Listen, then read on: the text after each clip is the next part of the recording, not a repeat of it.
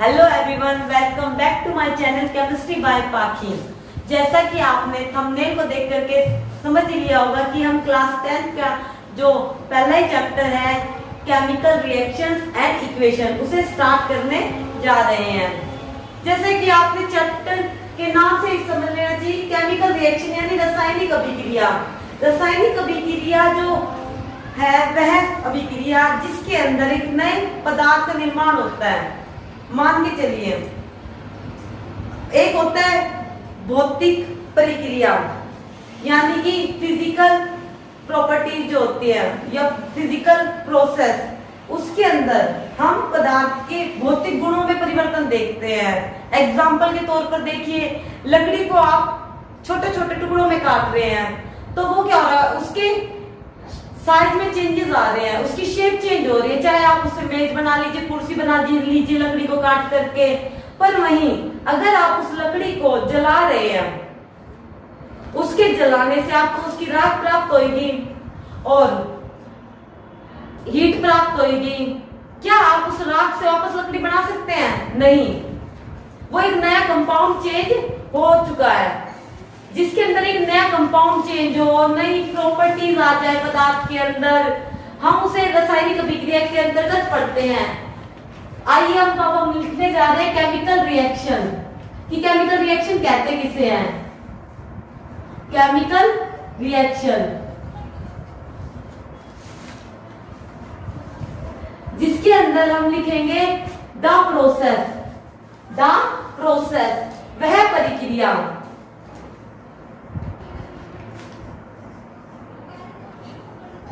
in which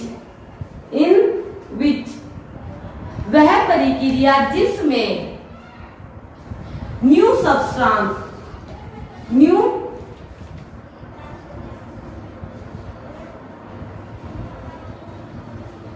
with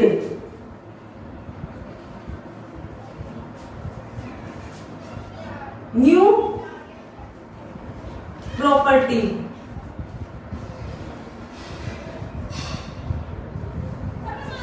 the process in which new substance with new properties are formed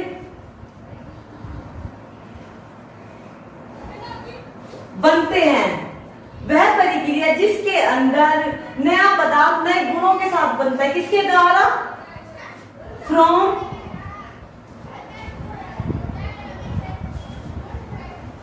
one और मोर substances.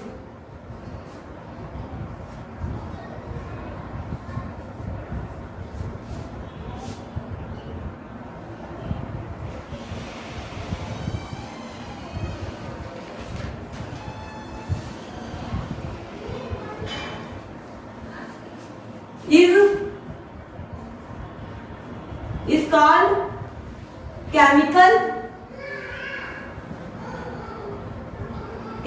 reaction। वह प्रक्रिया जिसके अंतर्गत हमें नया पदार्थ प्राप्त हो नए गुणों के साथ। इस पदार्थ के निर्माण में कोई एक पदार्थ भाग लेगा या एक से अधिक भी पदार्थ भाग ले सकते हैं। जो पदार्थ भाग ले रहे हैं, मान के चलिए हमने कहा टेक पार्ट इन रिएक्शन, यानी कि जो रिएक्टेंट जो पदार्थ अभिक्रिया कराने के लिए भाग ले रहे हैं, take part in chemical reaction, वह कहलाते हैं रिएक्टेंट। हिंदी में कहेंगे इन्हें अभिकारक। क्या कहेंगे इन्हें? अभिकारक।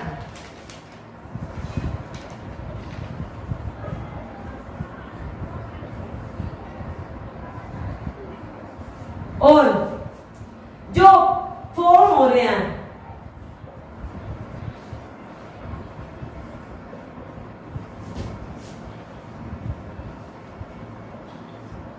अभिक्रिया के दौरान जो फॉर्मेट हो रहे हैं, जो बन रहे हैं, उन्हें हम कहेंगे प्रोडक्ट।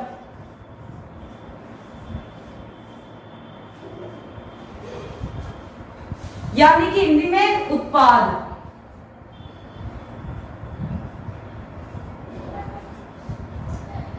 रासायनिक अभिक्रिया में हम दो या दो से अधिक पदार्थ जब मिल करके नए पदार्थ का निर्माण करें और वो जो नया पदार्थ है वो नए गुणों के साथ होगा तो हम उसे रासायनिक अभिक्रिया कहेंगे।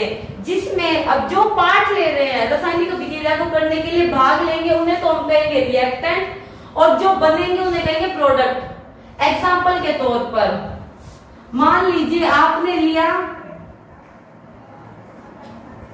हाइड्रोजन गैस, ऑक्सीजन गैस मिलके बनाया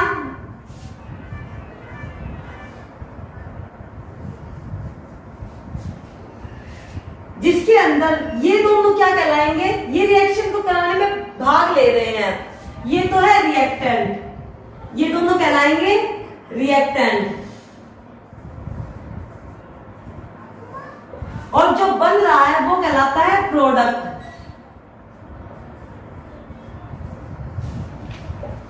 रिएक्टेंट और प्रोडक्ट में मैंने जो लिखा है ये इक्वेशन, ये कहलाते हैं केमिकल इक्वेशन, जिसके अंदर हम किसी भी मेथड का एलिमेंट के सिंबल को यूज करते हैं और आगे मैंने उन्हें बैलेंस करने के लिए इक्वेशन लगाई है। ये नंबर्स लिखे हैं जो मैंने यहाँ पे 2 लिखा है, यहाँ पर 2 लिखा है, इक्वेशन को बैलेंस करने के लिए। जैसे जैसे हम चैप्टर में आगे बढ़ेंगे तब इसमें टॉपिक आएगा कि केमिकल इक्वेशन कहते किसे हैं, केमिकल इक्वेशन को बैलेंस कैसे करते हैं।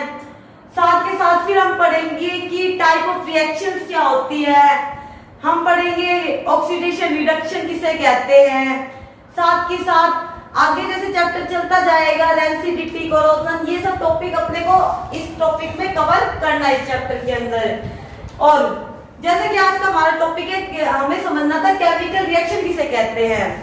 केमिकल रिएक्शन हमारे एवरीडे लाइफ में हमें देखने को मिलती है, जैसे दूध से दही का निर्माण, कर्ड फॉर्मेशन, और हो सकता है digestion in human body, respiration, ये सब प्रोसेस कहलाती है केमिकल रिएक्शन। ये जो मैंने आपको एग्जांपल बताए हैं सारे, ये हमारे एवरीडे लाइफ में यूज होते हैं। और अब मैं आपको बताने जा रही हूँ कि इस पे इफेक्ट क्या क्या पड़ते हैं, केमिकल रिएक्शन के दौरान पड़ने वाले इफेक्ट या प्रभाव। जैसे कि हो सकता है पदार्थ की स्टेट में बदलाव आ जाए, जैसे हाइड्रोजन एक गैस है, ऑक्सीजन भी एक गैस है, दोनों ही गैस है और ये इससे क्या बना है, एक लिक्विड फॉर्म तैयार हुई है। हो सकता है स्टेट में चेंज आ जाए, इसके अंदर क्या हो रही है, स्टेट चेंज।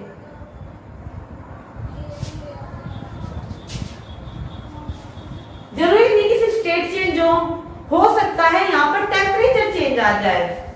टेम्परेचर चेंज का हम एग्जांपल ले सकते हैं कैल्शियम को, टेम्परेचर चेंज,